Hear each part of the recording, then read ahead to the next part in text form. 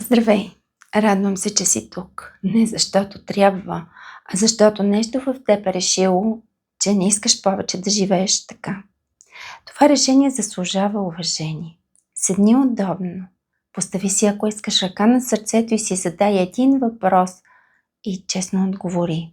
Кога за последен път се събуди наистина отпочинала? Не просто спала, а с лекота в тялото и яснота в ума. Ако отговорът не идва, не си сама и не си се провалила. Казвам се доктор Любов Милени, защитила съм дисертация върху управлението на хроничната умора и работя като обединявам наука, акупунктура, психосоматика.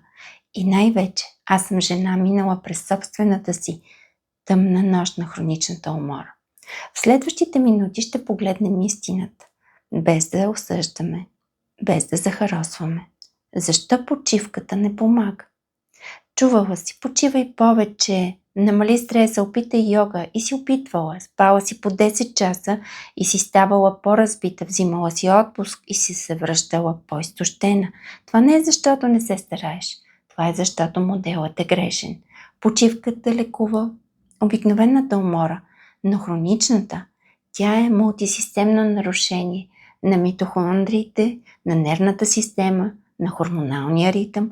Изследвания от последните години акцентират върху нарушена митохондриална функция, акцентират върху невровъзпаление, дисрегулация на хипоталамус, хипофиза, адренална ос, ще наричаме това надбъбречна умора, влошаване след усилие. Това не е в главата ти, това е биологията ти. Сега да погледнем трите лица на умората. Първото – синдром на хроничната умора, неврологична умора.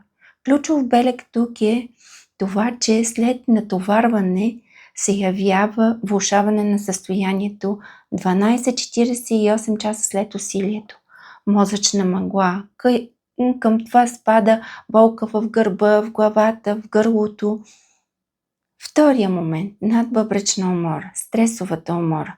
Сутрин невъзможност да ставаш, нужда от кафе и захар, вечер внезапен прилив на енергия и трудно заспиване.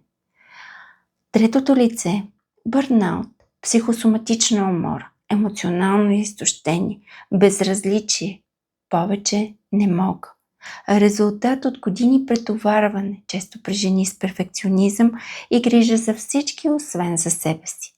Най-често трите лица на хроничната умора се преплитат. Тестът към програмата често го показва и това не е диагноза, това е карта. Когато знаеш къде си на нея, възстановяването става точно, а не е на случайен принцип. Умората ти има причина, има биология и може да се промени не с магическо хапче, а с работа в корените, научно, нежно и индивидуално. В следващото видео ще създадем твоя личен чертеж на умората, точната карта, върху която ще градим целия път в програмата. Преди това запиши само едно нещо. Кога за последен път се почувства наистина добре и какво предшестваше това? Не анализирай. Просто пиши: аз съм тук на всяка стъпка. До скоро!